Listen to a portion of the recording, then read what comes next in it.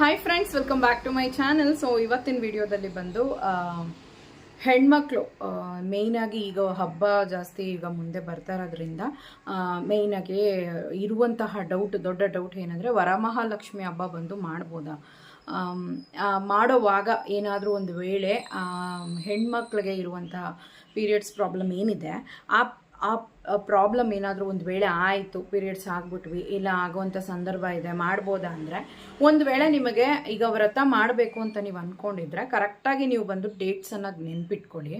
ಆ ಟೈಮಲ್ಲಿ ನೀವು ಆಗ್ತೀರಾ, ನಿಮ್ಗೆ ಆ ಟೈಮಲ್ಲಿ ಡೇಟ್ಸ್ ಇದೆ, ನನಗೆ ಮುಗಿಯೋದಿಲ್ಲ, ಆ ಟೈಮ್ಗೆ ನಾನು ಆಗ್ಬಿಡ್ತೀನಿ ಅನ್ನೋರು ಬಂದು ನೀವೇನು ಮಾಡಬೇಕು ಅಂದರೆ ನೆಕ್ಸ್ಟ್ ವೀಕು ನೀವು ಮಾಡ್ಕೋಬೋದು. ಸೊ ನೀವು ಏನು ಶ್ರಾವಣದಲ್ಲಿ ನಮಗೆ ಎಷ್ಟು ಶುಕ್ರವಾರ ಬರುತ್ತೆ ಹಬ್ಬ ಆದಮೇಲೆ, ಅದು ನೆಕ್ಸ್ಟ್ ವೀಕ್ ಕೂಡ ಮಾಡ್ಕೋಬೋದು, ಏನೂ ತೊಂದರೆ ಇಲ್ಲ. ಮನೆಯೆಲ್ಲ ಶುದ್ಧಿ ಮಾಡ್ಕೊಂಡ್ಬಿಟ್ಟಿದ್ದೀನಿ, ನಾನೀಗ ಮಾಡೋಣ ಅಂದ್ಕೊಂಡೆ, ಬಟ್ ನನಗೆ ಈ ಥರ ಆಗೋಯ್ತು, ನಾನು ಏನು ಮಾಡೋದು, ತಿರುಗಿ ಮನೆ ಶುದ್ಧಿ ಮಾಡಬೇಕಾ ಅಂತ ಕೂಡ ಕೆಲವ್ರು ಕೇಳಿದ್ದೀರಾ. ನನಗೆ ಗೊತ್ತಿರೋ ಪ್ರಕಾರ ನೀವು ಮನಸ್ಸಲ್ಲಿ ಒಂದು ಒಳ್ಳೆ ಕಲ್ಮಾಶ ಇಲ್ದಿರ ಒಳ್ಳೆ ರೀತಿಯಾಗಿದ್ದೀರಾ ಅಂದರೆ ಯಾವುದೇ ರೀತಿ ಮತ್ತೆ ಎಲ್ಲ ಪಾತ್ರೆ ತೊಳಿಬೇಕು, ಮತ್ತು ಮನೇಲೆಲ್ಲ ಕ್ಲೀನ್ ಮಾಡಬೇಕು ಅಂತ ಏನಿಲ್ಲ. ನಾರ್ಮಲಾಗಿ ವಾರ ಮಾಡೋವಾಗ ಏನು ನೀವು ಕಿಚನ್ ಕ್ಲೀನ್ ಮಾಡ್ಕೊಳ್ತೀರಾ, ಮನೆ ನೀಟ್ ಮಾಡ್ಕೋತೀರಾ, ಅಷ್ಟು ಮಾಡಿಕೊಂಡ್ರೆ ಸಾಕು. ಆಮೇಲೆ ಬಂದು ಇವಾಗ ಒಂದು ವೇಳೆ ಆ ಡೇಟ್ ಈಗ ಬಂದು 16th ಹಬ್ಬ ಇದೆ ಅಂದರೆ 16th ನಿಮಗೆ ಇದೆ ಅಂದರೆ ಡೇಟ್ ಇದೆ ಅಂದರೆ ದಯವಿಟ್ಟು ಮಾಡೋಕ್ಕೆ ಹೋಗಬೇಡಿ. ಯಾವುದೇ ರೀತಿ ನೀವು ದೇವ್ರಿಗೆ ಪ್ರಿಪ್ರೇಷನ್ ಏನು ಮಾಡ್ಕೋಬೇಡಿ ಹಬ್ಬ ಮಾಡೋದಕ್ಕೆ.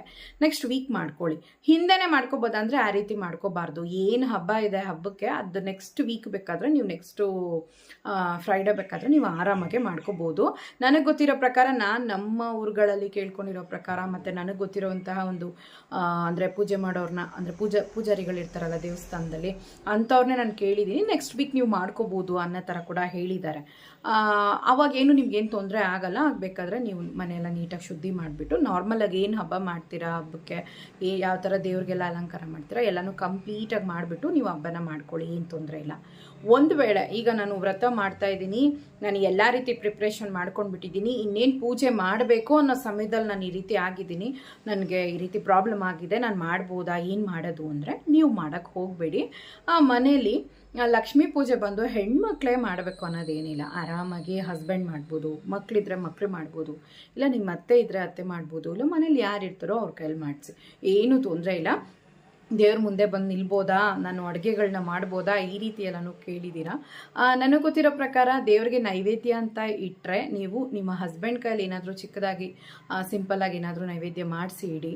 ಇಲ್ಲ ಅಂತಂದರೆ ಸಿಂಪಲ್ಲಾಗಿ ಹಾಲಿಗೆ ಹಣ್ಣು ಮತ್ತು ಸಕ್ಕರೆ, ಹಣ್ಣು ಹಂಪಲೆಲ್ಲ ಹಾಕಿ ಇಡ್ತಾರೆ ಗೊತ್ತಾ.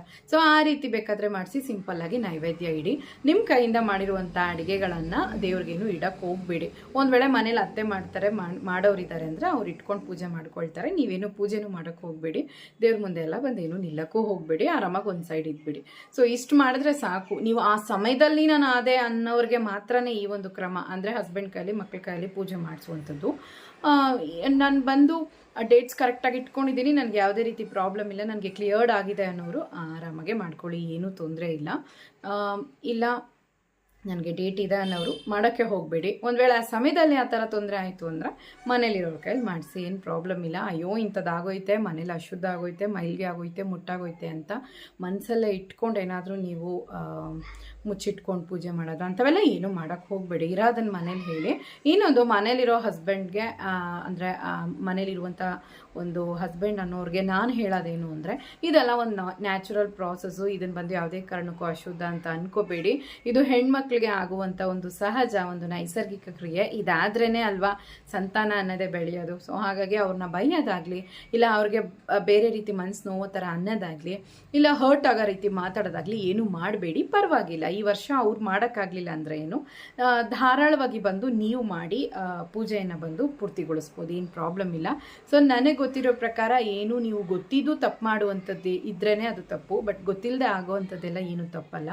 ಆಮೇಲೆ ಇನ್ನೂ ಒಂದು ಕೆಲವು ಡೌಟ್ಸ್ಗಳನ್ನು ಕೇಳಿದ್ದಾರೆ, ದೇವಸ್ಥಾನಕ್ಕೆ ಹೋಗ್ಬೋದು ಅನ್ನೋ ಥರ. ದೇವಸ್ಥಾನಕ್ಕೆ ಹೋಗಬಾರ್ದು. ಮತ್ತು ಗೊತ್ತಿಲ್ಲದೆ ಏನೋ ಪ್ಲ್ಯಾನ್ ಮಾಡಿರ್ತೀರಾ, ಆ ಟೈಮಲ್ಲಿ ರೋಡಲ್ಲಿ ಹೋಗುವಾಗ ಏನೋ ಆಗೋಯ್ತು ಅಂದರೆ ದೇವಸ್ಥಾನದ ಒಳಗಡೆನೇ ಹೋಗಬೇಡಿ. ನಿಮ್ಮನ್ನು ಬಿಟ್ಟು ಮನೇಲಿ ಬಂದಿರೋರೆಲ್ಲ ದೇವಸ್ಥಾನಕ್ಕೆ ಹೋಗಲಿ. ಮತ್ತು ಕ್ಯೂ ಅಲ್ಲಿ ನಿಂತಿದ್ದೀನಿ, ನನಗೆ ಆಗ್ಬಿಡ್ತು, ನಾನು ಏನು ಮಾಡೋದು, ಪೀರಿಯಡ್ ಆಗೋಯ್ತು ಅಂದರೆ ಕ್ಯೂ ಇಂದ ಹೊರಗೆ ಬಂದು ನೀವು ಒಂದು ಸ್ವಲ್ಪ ದೇವಸ್ಥಾನದಿಂದ ಹೊರಗೆ ಬಂದು ಸೈಡಲ್ಲಿ ಕುತ್ಕೊಂಡ್ಬಿಡಿ, ಅವರೆಲ್ಲ ದರ್ಶನ ಮುಗಿಸ್ಕೊಂಡು ಬರಲಿ ಮನೆಗೆ ಜೊತೆಯಲ್ಲಿ ಬಂದಿರೋರು. ಯಾಕೆ ಇದನ್ನು ಹೇಳ್ತೀನಿ ಅಂದರೆ ಕೆಲವೊಂದು ದೇವಸ್ಥಾನಗಳಲ್ಲಿ ತುಂಬ ಶಕ್ತಿಯುತವಾದಂತಹ ಒಂದು ಪ್ರತಿಷ್ಠಾಪನೆ ನಡೆದಿರುತ್ತೆ, ಪೂಜೆಗಳು ನಡೀತಾ ಇರುತ್ತೆ. ಸೊ ಆ ಸಮಯದಲ್ಲಿ ನಾವಲ್ಲಿ ಹೋಗುವಂಥದ್ದಾಗಲಿ ಅದರಿಂದ ನಮಗೊಂದು ಇದಾಗೋದಾಗಲಿ ಏನು ಬೇಡ. ಫ್ಯಾಮಿಲಿಗೋಸ್ಕರ ಆದರೂ ನಾವು ಕೆಲವೊಂದು ಸ್ಯಾಕ್ರಿಫೈಸ್ಗಳನ್ನು ಮಾಡಬೇಕಾಗುತ್ತೆ. ಸೊ ಪೂಜೆ ಅಂತ ಬಂದಾಗ ಸ್ವಲ್ಪ ಪವಿತ್ರತೆಯನ್ನು, ನಮ್ಮ ಒಂದು ಶುದ್ಧತೆಯನ್ನು ಕಾಪಾಡ್ಕೊಳ್ಳೋದು ಒಳ್ಳೆಯದು. ಇನ್ನೊಂದೇನು ಅಂತಂದರೆ, ನಾವು ಯಾವತ್ತೇ ಆಗಲಿ ದೇವಸ್ಥಾನಕ್ಕೆ ಹೋಗಬೇಕು, ಇಲ್ಲ ಏನೋ ಒಂದು ಪೂಜೆಗಳನ್ನ ಮಾಡ್ಕೋಬೇಕು, ಇಲ್ಲ ಯಾವುದಾದ್ರೂ ಒಂದು ಕ್ಷೇತ್ರಗಳಿಗೆ ಹೋಗಬೇಕು ಅಂತ ಮನಸ್ಸಲ್ಲಿ ನಾವು ಅಂದ್ಕೊಂಡಿದ್ರೆ ಫಸ್ಟಾಗಿ ನಾವು ಯೋಚನೆ ಮಾಡಬೇಕಾಗಿರೋದೇನು ಗೊತ್ತಾ, ನಮಗೆ ಆ ಟೈಮಲ್ಲಿ ಪೀರಿಯಡ್ಸ್ ಇದೆಯಾ, ನಮಗೇನಾದರೂ ಪ್ರಾಬ್ಲಮ್ ಆಗುತ್ತಾ, ಸೊ ಏನಾದರೂ ಹೋಗೋ ಜಾಗದಲ್ಲಿ ಈ ರೀತಿ ಆದರೆ ಹೇಗೆ, ಮನಸ್ಸಿಗೊಂದ್ಸಲ ಒಂಥರ ನೆಮ್ಮದಿ ಇರಲ್ಲ. ಸೊ ಇಂಥವನ್ನೆಲ್ಲ ನಾವು ಯೋಚನೆ ಮಾಡಿ ಹೆಣ್ಮಕ್ಳು ಪ್ಲ್ಯಾನ್ ಮಾಡಬೇಕು. ಕೆಲವು ಟೈಮಲ್ಲಿ ಏನಾಗುತ್ತೆ, ಎಕ್ಸೈಟ್ಮೆಂಟ್ಗೆ ಹೋಗಬೇಕು ಅನ್ನೋ ಖುಷಿಗೆ, ಆಸೆಗೆ ಹೋಗ್ಬಿಡ್ತೀರಾ. ಸೊ ಕೆಲವರು ಆನ್ ಡೇಟ್ ಆಗಲ್ಲ, ಕೆಲವರು 5 ದಿವಸ ಮುಂಚೆ ಆಗ್ತೀರಾ, ಕೆಲವರು 5 ದಿವಸ ಆದಮೇಲೆ ಆಗ್ತೀರಾ. ಕೆಲವ್ರಿಗೆ ಬಂದು 28 ಡೇಸ್ ಸರ್ಕಲ್ ಇದ್ದರೆ ಕೆಲವ್ರಿಗೆ 21 ಇರುತ್ತೆ, ಕೆಲವ್ರಿಗೆ 35 ಇರುತ್ತೆ. ಒಂದೊಂದು ತಿಂಗಳು ಒಂದೊಂದು ಥರ ಇರುತ್ತೆ. ಹೆಣ್ಮಕ್ಳ hormones changes and next stress level, ತಿನ್ನುವಂಥ ಫುಡ್ ಲೈಫ್ ಸ್ಟೈಲ್, ಅವತ್ತಿನ ಮಂತ್ ಏನೇನು ಊಟ ಮಾಡಿರ್ತೀವಿ, ಈ ರೀತಿ ಎಲ್ಲ ಸೇರಿನೇ ಹೆಣ್ಮಕ್ಳಿಗೆ ಒಂದು ಪೀರಿಯಡ್ಸ್ ಅನ್ನೋದು ಆ ಟೈಮಲ್ಲಿ ನಿರ್ಧಾರ ಆಗುವಂಥದ್ದು. ಸೊ ನಾವು ಒಂದು ಸ್ವಲ್ಪ ಹುಷಾರಾಗಿದ್ದು ಅದನ್ನೆಲ್ಲ ಮುಗಿಸ್ಕೊಂಡು ಹೋಗೋದು ಬಂದು ಒಳ್ಳೆಯದು. ಸೊ ಆ ರೀತಿ ಪ್ಲ್ಯಾನ್ ಮಾಡ್ಕೊಳ್ಳಿ. ಸೊ ಈ ರೀತಿ ಎಲ್ಲ ತೊಂದರೆಗಳು ಆಗುವಂಥ ಸಾಧ್ಯತೆಗಳು ಇದ್ದಲ್ಲಿ ಆದಷ್ಟು ಪೂಜೆಗಳನ್ನು ಬಂದು ಮೊದಲೇ ಪ್ಲ್ಯಾನ್ ಮಾಡಿ ಇಟ್ಕೊಂಡು ಮಾಡಬಾರ್ದಾ ಅನ್ನೋದನ್ನು ಮನೇಲೆಲ್ಲ ಮಾತಾಡಿ ನಿರ್ಧಾರ ಮಾಡಿ ಇಟ್ಕೊಳ್ಳಿ. ಒಂದು ವೇಳೆ ಅವತ್ತಿನ ದಿವಸ ಹಬ್ಬ ಬಂದು ನಾರ್ಮಲಾಗಿ ಕಳೀತಾ, ಇಟ್ಸ್ ಓಕೆ. ನೆಕ್ಸ್ಟ್ ವೀಕಲ್ಲಿ ಎಲ್ಲರೂ ಮಾಡ್ತಿದ್ದಾರೆ ಅಂತ ನೀವು ಆತರ ಪಡೋದು ಬೇಡ. ನೆಕ್ಸ್ಟ್ ವೀಕ್ ಆರಾಮಾಗಿ ನೆಮ್ಮದಿಯಾಗಿ ಮಾಡ್ಕೊಳ್ಳಿ ಮನಪೂರ್ವಕವಾಗಿ ಅಷ್ಟೇ.